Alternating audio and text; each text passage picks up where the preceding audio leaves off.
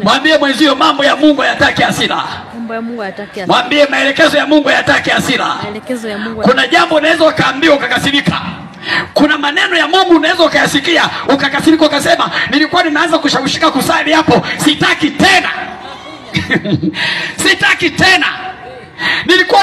Nilikuwa namsikiliza mchungaji Joeli, nimeanza kutamani, ila kuna neno amelihubiri, sitaki tena.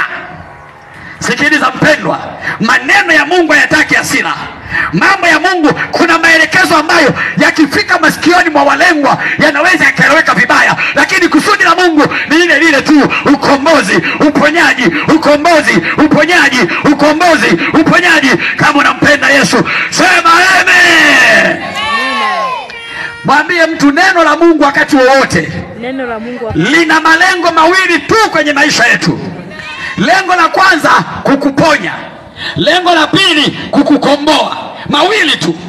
Na Amani akageuka kwa hasira aondoke. Mtu mkubwa, mkuu wa majeshi na watu wake, majeshi ya Shamu, akageuka aondoke. Sikiliza, ni vizuri sana kwenye maisha uwe karibu na watu wenye akili, watakusaidia mawazo mazuri. Watu wengi wanaharibikiwa leo kwa sababu unakaa karibu na watu wapumbavu, wasio na akili nzuri. Unapata jambo ambalo unahitaji ushauri, wanakushauri ujinga. Badala ya kushauri jambo ambalo litakusaidia, wanakushauri ubaya. Ndio maana Biblia inaonya kujipendekeza. Kama hao watumishi wa Naamani wangejipendekeza, wangemkosesha Naamani. Sikiliza majibu yao. Na nikwambie mpendwa, hata kama uko karibu na bosi, ukaona bosi anahitaji msaada, akasema ngoja niulize ushauri. Jamani, mimi na shida ya ini, mnanishauri kwenda wapi? Washirikina watasema nenda kwa mganga, wasomi watasema nenda hospitali, lakini kuna mcha Mungu atasema hebu nenda kwenye maombi. Sasa ukijipendekeza, hutatoa wazo la Mungu, utaambatana na wale wengine. Nisije nikaonekana wa ajabu na mimi nimwambie tu kwa mganga napo ni sawa, hospitali nako ni sawa. Hapana. Kama unanielewa sema amina. Amina. Sikiliza, watumishi wa Naamani hawakujipendekeza kwa Naamani kwa sababu ni mtu mkubwa, kwa sababu ana magari, kwa sababu ana cheo, kwa sababu ana heshima. Sikiliza, ukitoa vitu vyote, ukatoa cheo cha mtu, ukatoa mali za mtu, ukatoa kila kitu cha mtu, unabaki kuwa mwanadamu wa kawaida. Sema mwanadamu wa kawaida, ambaye Ayubu anasema aliponyang'anywa vitu vyote vilivyokuwa vinampa heshima duniani, Ayubu mke akamkimbia, watoto wakafa wote, mali zote zikaibiwa, nyumba zikateketea. Ayubu akasema mimi nalitoka kwa Bwana nikiwa uchi, hiyo ndio asili yangu. Akasema nami nitarudi kwake hivyo hivyo. Bwana alitoa, Bwana alitoa. Mwanadamu ukimuondolea vyote, ukamuondolea nguo, hebu wazo ukienda bafuni kwenda kuoga, ndio utajua kwamba Mungu ni Mungu, hata kama umwamini ni Mungu. Zile nguo zinafunika mengi. Kuna watu wengine walivyoumbika, wengine nyama ziliwakosa hapa, amepinda yuko kama huyu ubavuni hapa, ila akivaa nguo analingana.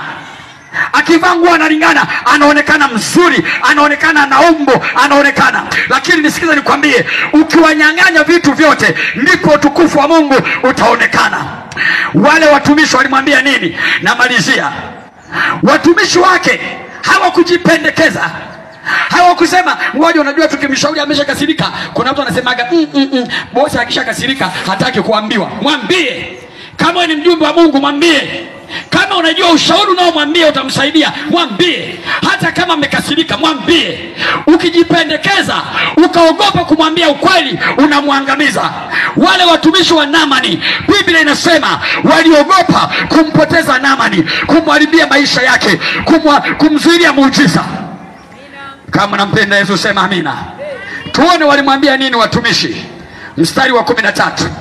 Watumishi wake wakamwambia, kwanza sikiliza, anasema 13. Watumishi wake wakamkaribia. Tuombe msaada wa taa. Watumishi wake wakamkaribia. Kwanza namkaribia mtu kwa sababu ni mtu mwenye heshima. Sio namropokea tu, wewe bosi kubali tu. Unamsogelea. Kwa sababu mtu mwenye heshima unamsogelea.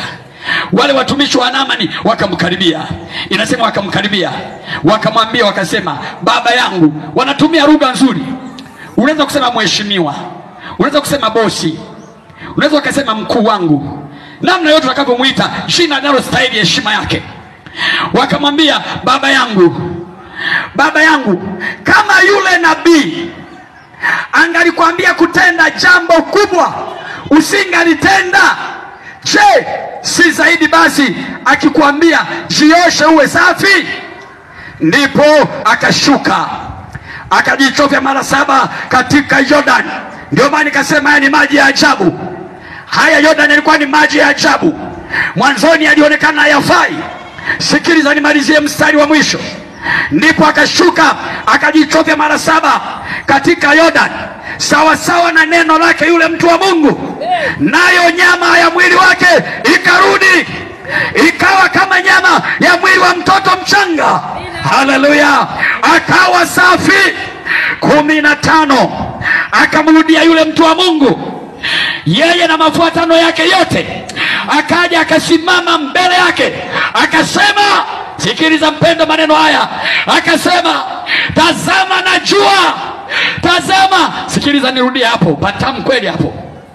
Akaja akasimama mbele yake akasema, sasa tazama najua ya kwamba hakuna Mungu, sema hakuna Mungu, hakuna Mungu duniani mote ila katika Israeli.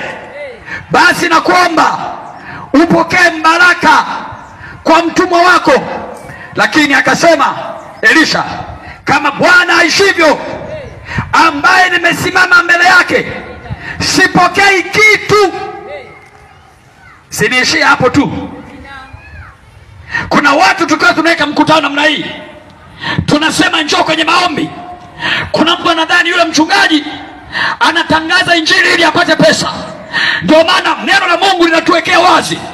Naamani alikuja na mambo mengi, alikuwa amebeba fedha na zawadi kede kede ili ampelekee mtu wa Mungu baada ya kuponywa. Kumbe ni kanuni ya Mungu kwamba muujiza hauzwi, kwamba huduma haiuzwi, kwamba maombezi hayauzwi. Ni tofauti na leo, ni tofauti na leo. Lakini kumbe ni tangu zamani mambo haya Mungu alikataa. Nabii Elisha akasema, ni mimi nilikuelekeza, sio kwamba nilikwambia ili nipate heshima, sio kwamba nilikwambia ili nipate fedha. Nilikwambia ili utukufu wa Mungu ujulikane, ili wewe upate muujiza wako. Kama unampenda Bwana piga kelele, sema amen. Haleluya! Haya ni maji ya ajabu mpendwa, yale maji ambayo aliyadharau. Sikiliza nikwambie, yana muujiza. Kile kitu unachokidharau kina muujiza. Ile imani unayoidharau ina muujiza.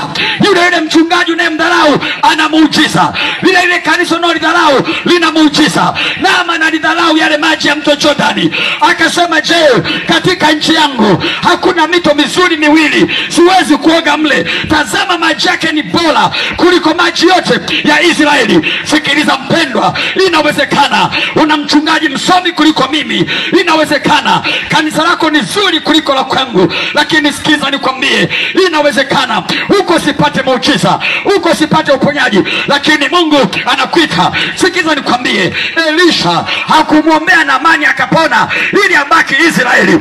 Alimwombea akapokea muujiza, baadaye akaondoka na watu wake wakarudi Shamu. Na mimi nakutangazia leo, najua unayo dini yako, najua una imani yako, najua na mchungaji wako, lakini siku habari njema ya kwamba yako maji yaliyo hai, Yesu Kristo, maji ya uzima. Leo ukiamini maji haya yanaonekana sio bora, maji haya yanaonekana sio mazuri, lakini ni maji ya ajabu. Yalimuondolea Naamani ukoma wake. Na leo hata wewe shida yako itaondoka, tabu yako itaondoka, balaa yako itaondoka ukimwamini Yesu. Yesu ni maji yaliyo hai. Yesu ni maji kuliko maji ya Jordani yaliyomponya Naamani ukoma. Yesu ni maji yaliyo hai. Hakika nakwambia, Yesu ameponya wengi, Yesu ameponya wengi. Nakwambia mpendwa, hata mimi ni sehemu ya ushuhuda. Yesu aliniponya, amenitendea maajabu mengi. Nakwambia leo, hakika hata wewe ukija kwake atakuponya shida yako, tabu yako. Mungu anazo nyakati. Kuna mara 7 ya maisha